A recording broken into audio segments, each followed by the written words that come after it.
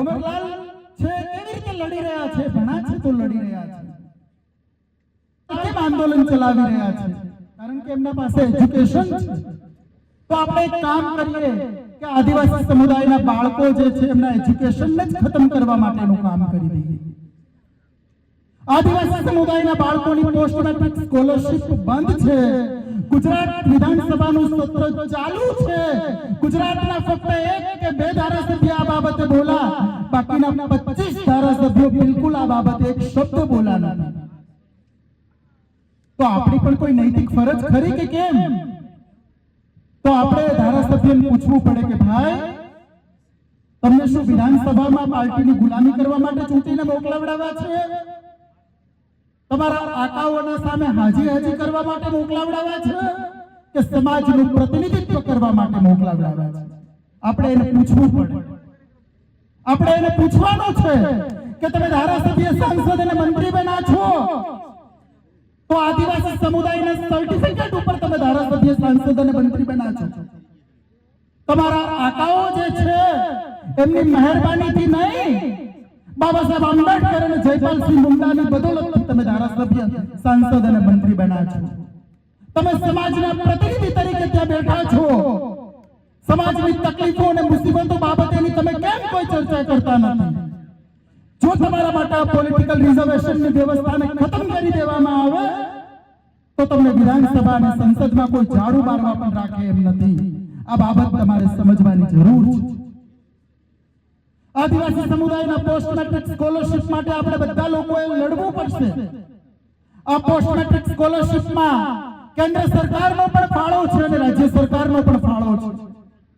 કોઈ જ પ્રકારે સર્વે કર્યા વગર, આદિવાસી સમુદાયના લોકોની રાય લીધા વગર, કોઈ પણ પ્રકારનું કમિશન લગાવ્યા વગર સીધે સીધો એક પરિપત્ર કરીને આદિવાસી સમુદાયના બાળકોની પોસ્ટ મેટ્રિક સ્કોલરશિપ બંધ કરી દીધું.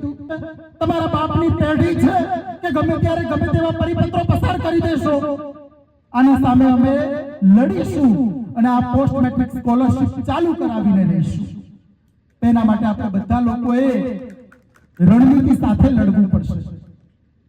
આ જે રીતે પોસ્ટ મેટ્રિક સ્કોલરશિપનો પરિપત્ર પસાર થયો, સેમ આવો જ પરિપત્ર 1/8/2018 ના દિવસે ગુજરાત સરકારના સામાન્ય વહીવટ વિભાગે પસાર કરેલો.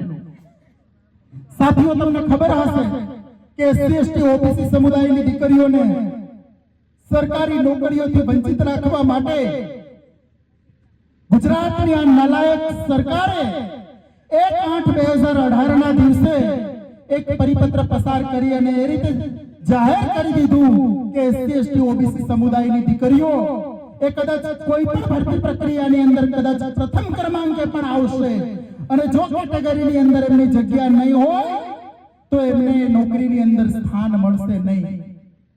આ પરિપત્રની સામે સામાજિક એકતા જાગૃતિ મિશન લડ્યું. SC/ST OBC સમુદાયના ઈમાનદાર અને નિષ્ઠાવાન આગેવાનો લડ્યા. જ્યારે આપણે આંદોલનની શરૂઆત કરી ત્યારે ખૂબ ઓછા હતા સંખ્યાની અંદર. ગાંધીનગરના સત્યાગ્રહ છાવણી ખાતે આપણે બધા લોકો ધરણા ઉપર બેઠા અને SC/ST OBC સમાજના ધારાસભ્યો અને સાંસદોને પણ મજબૂરી વશે ધરણા સ્થળ ઉપર આવવાની ફરજ પડી.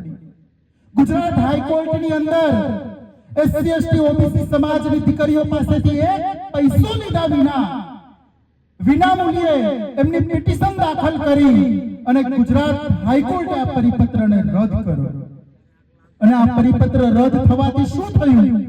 SC/ST OBC સમુદાયની 2000 દીકરીઓ પોલીસ વિભાગની અંદર નોકરીએ લાગી.